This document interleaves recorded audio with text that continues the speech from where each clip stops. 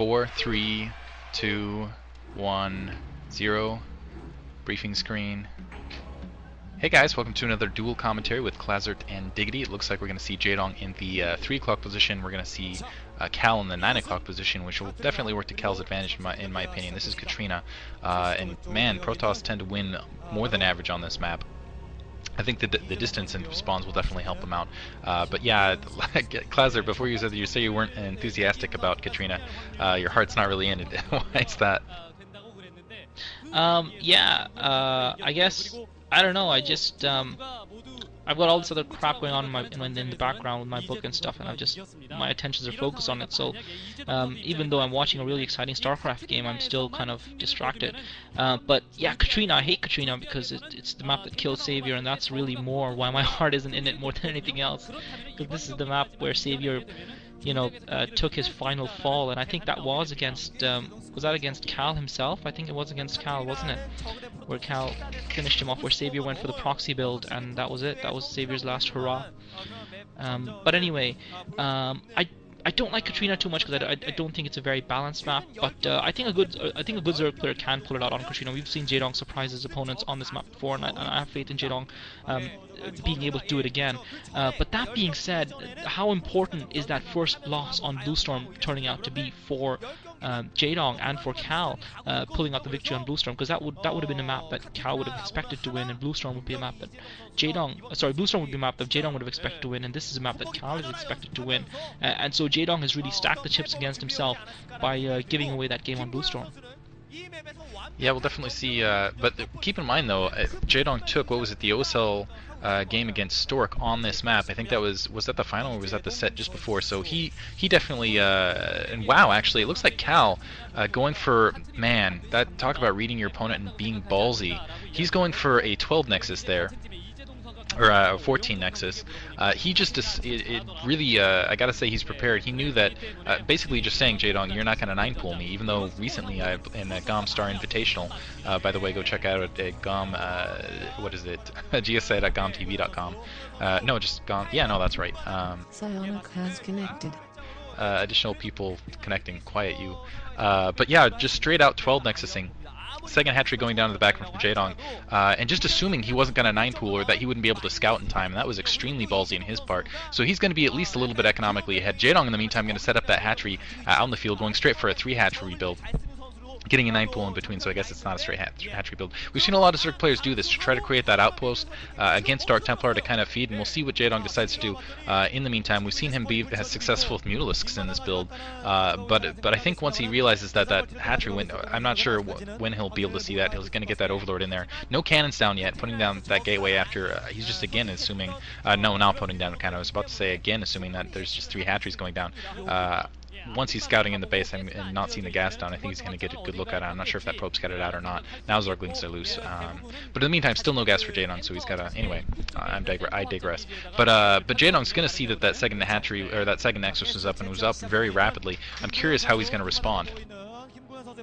Yeah, I think even though it was good play by Cal and it was ballsy play by him, I think as a Protoss player, I think it's a safer assumption to fast expand than to not fast expand. How many times have we seen Protoss players getting caught in the middle and putting a gateway down and then not really committing to it, and then trying to put a Nexus down and finding themselves behind and not being able to catch up? Isn't that exactly what Stork did? And I think either way it's better to commit yourself, and I think on a map like Katrina, you're not really going to be proxying or zealot rushing a player like Jaedong.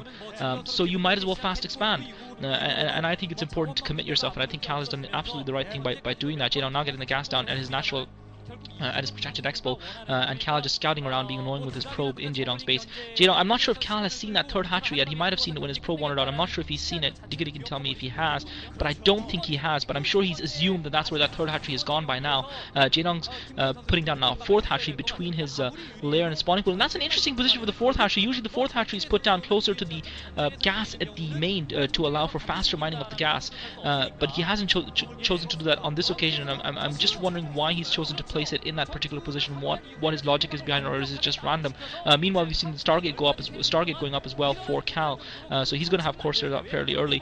Jaedong, I'm sure, will probably put up Heartless Den, and again, I agree with you that putting out that natural expo just outside of the main, at the inside 3 o'clock expo as it's called, and the Heartless Den now going down for Jaedong, is a good place to kind of defend against the encroaching Dark Templar. But I think it's also something that's very easy for the Protoss player to circumnavigate by just popping up a robotics facility, because there's just so much territory to cover in a map like this that you can really drop from anywhere. And wasn't that, again, that was exactly what Cal did to Savior. He dropped the Dark Templar in, even though Savior had him boxed in.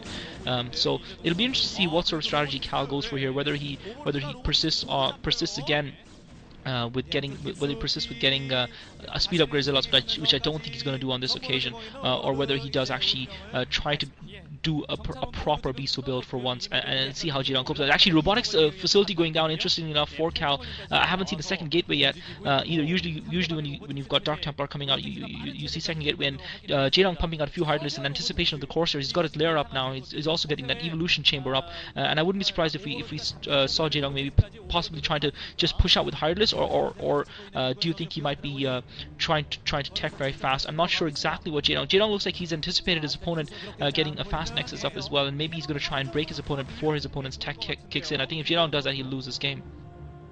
I think Jaedong, the fact that he's got that four hatcheries down is definitely stress. He's going for more of a Hydralist build. We'll see he does what out of that. I think the evolution chamber is more to get that I should say the spore colony up at the 3rd expansion. Hover his overlords up there, so he can start moving out. That might play into Cal's hands here, because again, that robotics facility is up.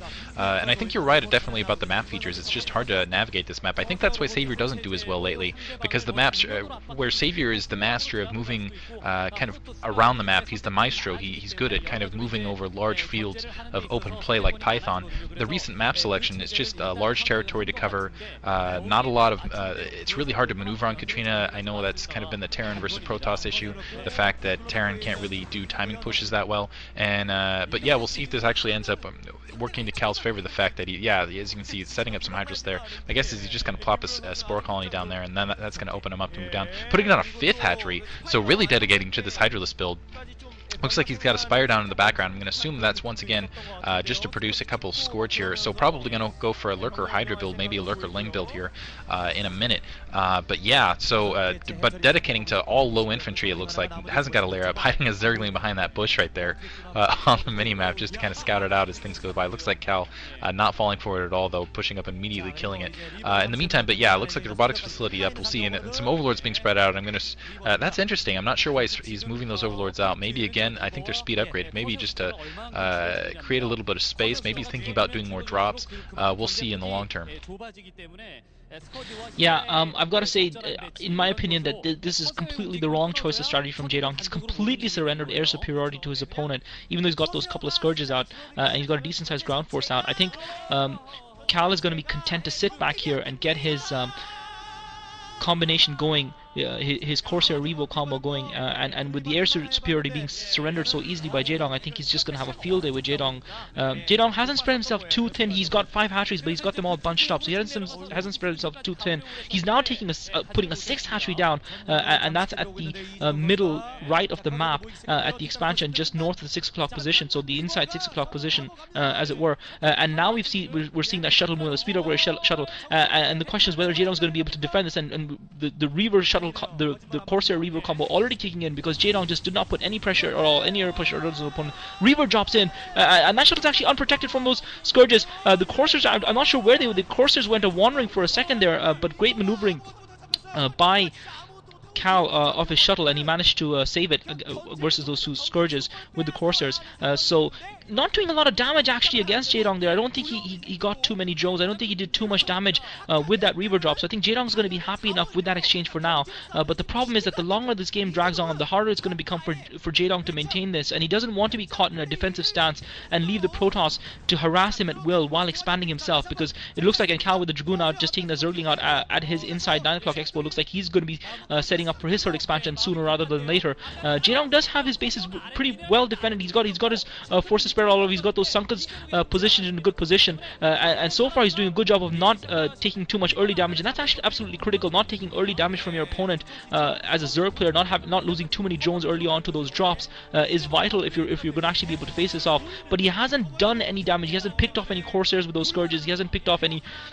He hasn't picked off a shuttle, which would obviously swing the game massively in his favor. And we can see the Corsairs are actually upgraded one attack already.